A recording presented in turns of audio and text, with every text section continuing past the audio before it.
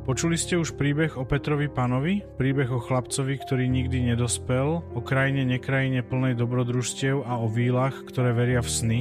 Ale čo ak vám poviem, že táto rozprávka má aj svoju temnú zabudnutú stranu? Stranu, ktorú jej tvorca James Matthew Barrie pôvodne zamýšľal, no ktorá bola časom zjemnená a ukrytá. Dnes sa ponoríme do rozprávania, ktoré by mohli rozprávať bratia Grimmovci, príbehu, ktorý čerpá z Barrieho raného románu pre dospelých The Little White Bird a odhaľuje znepokojujúce pravdy o chlapcovi, ktorý bol viac tieňom než svetlom, o jeho krutosti a o skutočnej cene večného detstva. Pripravte sa na príbeh, ktorý odhalí, že aj v tých najkrajších fantáziách sa skrýva temná, znepokojujúca pravda. Toto je príbeh o Petrovi, chlapcovi, tieňoch a stratených snoch. Nezabudnite sa prihlásiť na odber a zapnúť upozornenia.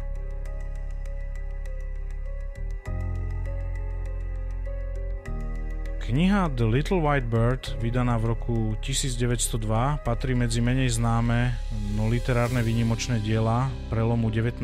a 20. storočia. Hoci dnes je Barrie známy najmä ako tvorca Petra Pana, práve v tomto románe sa táto ikonická postava objavuje po prvýkrát, a to v kapitolách odohrávajúcich sa v Kensingtonských záhradách v Londýne. Napriek tomu, že kniha obsahuje rozprávkové prvky, rozhodne nie je určená výhradne deťom. Ide o viacvrstvové a introspektívne dielo, ktoré mieša fantáziu, satírou a filozofickými úvahami o osamelosti, nevinnosti, detstve a túžbe po otcovstve.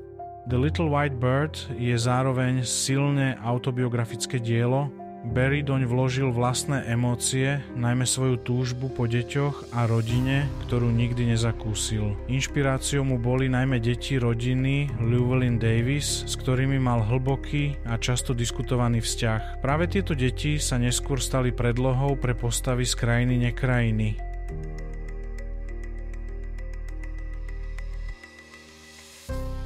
V starom Londýne, v štvrti Bloomsbury, kde sa domy tlačili jeden na druhý ako staré, zhnité zuby, žil istý muž. Bol to rozprávač, ktorého srdce bolo plné prázdnoty a túžby po niečom, čo nikdy nemohol mať. Jeho oči, hoci sa zdali láskavé, skrývali temné úmysly. V Kensingtonských záhradách, kde sa deti hrali pod tieňmi starých stromov, sa spriatelil s malým chlapcom menom David. Aby si získal dôveru Davidových rodičov, predstieral, že aj on stratil syna a s každým klamstvom cítil, ako sa jeho moc nad Davidovou matkou zväčšuje. S uspokojením si pomyslel, že si chlapca vezme od jeho matky.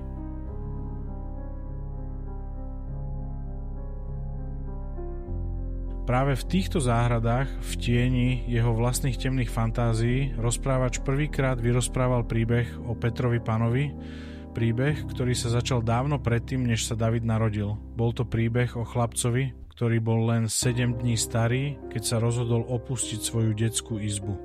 Bol to Peter, ktorý ako bábätko bol čiastočne vták a tak odletel z okna do Kensingtonských záhrad. Tam ho víly a vtáky naučili lietať a on sa stal niečo medzi chlapcom a vtákom, bytosťou, ktorá nepatrila ani do jedného sveta.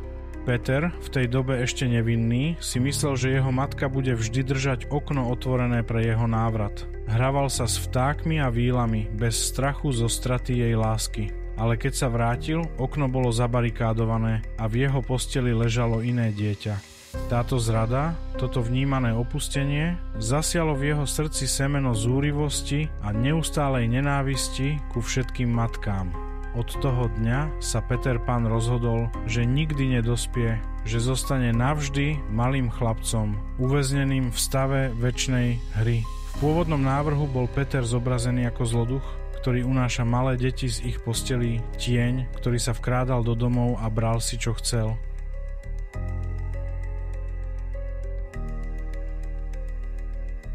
A tak sa stalo, že o mnoho rokov neskôr, v tom istom starom Londýne, v dome rodiny Darlingovcov, kde pes Nana slúžil ako opatrovateľka detí, sa zjavil Peter Pan.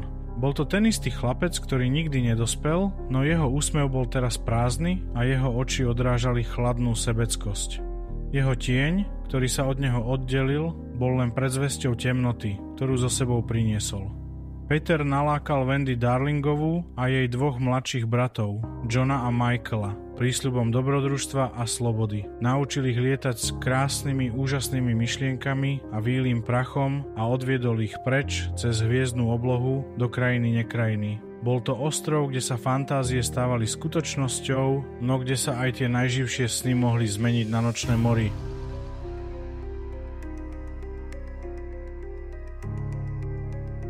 V krajine nekrajine sa deti Darlingovcov pripojili k strateným chlapcom, skupine detí, ktoré sa stratili a boli prenesené na ostrov vílami. Peter bol ich vodcom, no jeho vodcovstvo bolo kruté a sebecké. Bol sadistický, arogantný a sebecký. Stelesňoval tie najhoršie vlastnosti detí a ešte viac. Jeho nedostatok empatie bol taký všade prítomný, že hraničil s psychopatiou. Peter sa tešil z násilia, bojoval s pirátmi a domorodými Američanmi, pričom smrť bola len ležérnou poznámkou v jeho nekonečnej hre.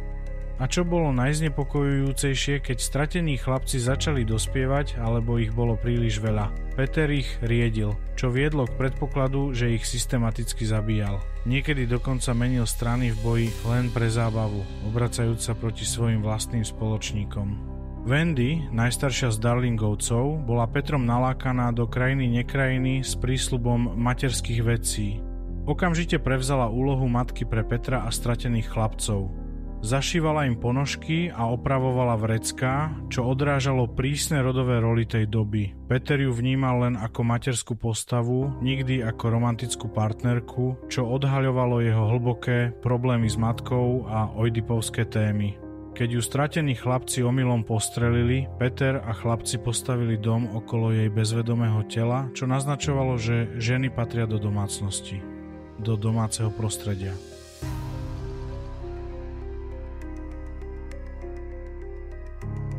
Na ostrove žila aj Zvonilka, malá víla, ktorá bola Petrovou najlepšou priateľkou, no jej žiarlivosť bola divoká a viedla k zlomyselným činom. Napríklad spôsobila, že stratení chlapci strieľali šípy na Wendy. A v noci, keď Peter spal, nestále víly sa museli šplhať cez neho na ceste domov z orgie, čo bol zvláštny detail, ktorý naznačoval temnejšie, dospelé podtóny v tomto detskom svete. Ich úhlavným nepriateľom bol kapitán Hook, pirát, ktorému Peter odťal ruku v súboji. Hook bol prenasledovaný tikajúcim krokodílom, ktorý prehltol jeho odťatú ruku a hodiny, ktoré oznamovali jeho prítomnosť. Hook sa bál vlastnej krvi a neúnavného prenasledovania tohto plazivého osudu.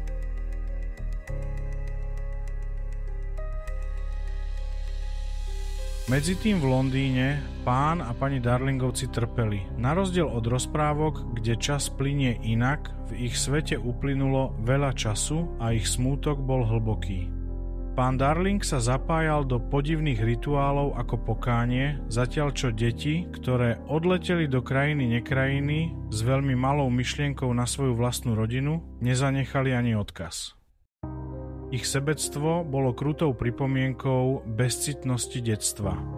Nakoniec sa deti Darlingovcov rozhodli vrátiť domov, unavené z nekonečnej hry a túžiace po skutočnej láske rodiny. Peter ich zachránil z pazúrov pirátov, no zostal v krajine nekrajine, uväznený vo svojom večnom detstve. Pre neho bola dospelosť pascov zodpovednosti a odpudivej nudy. No táto večná mladosť prišla za cenu neschopnosti porozumieť iným alebo s nimi nadviazať vzťah, čo vedlo k syndromu Petra Pana, túžbe nikdy neopustiť detstvo, no za hroznú cenu.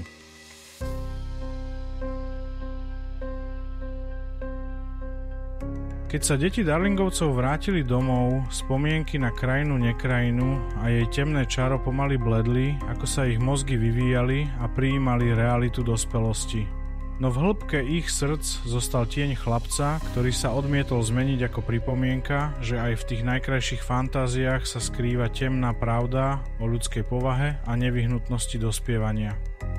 A rozprávač, ktorý kedysi rozprával príbehy o Petrovi Panovi, pokračoval vo svojich vlastných temných hrách, vždy hľadajúc ďalšieho Davida, ktorého by si mohol ukradnúť.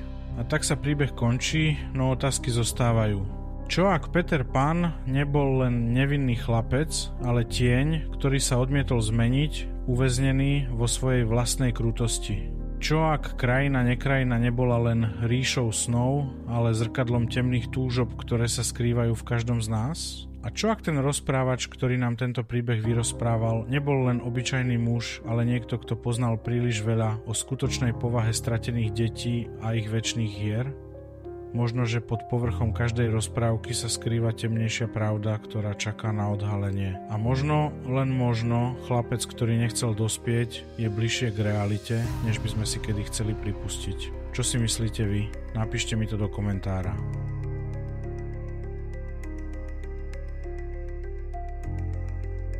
Ak ste to dopozerali až sem, tak vám veľmi pekne ďakujem a ešte raz pripomeniem, nezabudnite sa prihlásiť na odber a zapnúť upozornenia. Ak by ste chceli, aby som spracoval iný príbeh podľa vašich predstav, tak mi dajte vedieť. Ja budem veľmi rád, ak mi dáte nápady na ďalšie tajomné príbehy